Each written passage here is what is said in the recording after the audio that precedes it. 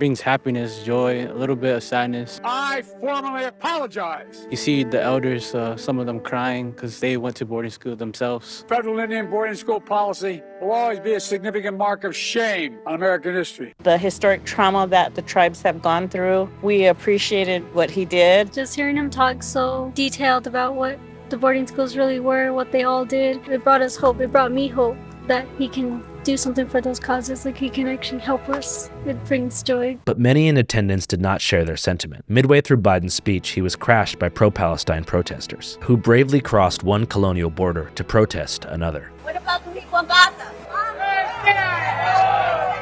Let her talk.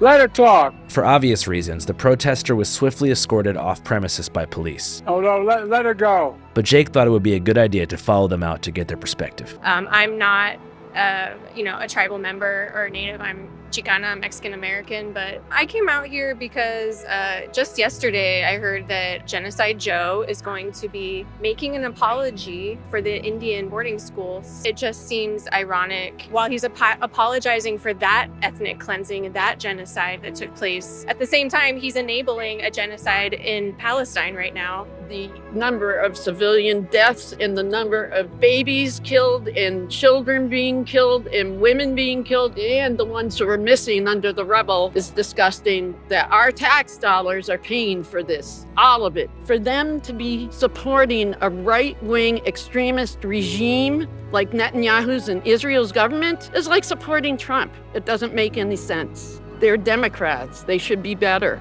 What do you think a public apology on the forced assimilation of Native American children going to boarding schools, how does that relate to? Well, of course. I mean, one genocide begets another genocide, right? It's white imperialism that goes back for centuries. It's the same kind of thing. The settlers took the water years ago in the Gila River Reservation. A little-known fact about the Colorado River is that American Indian tribes own rights to about a quarter of the river.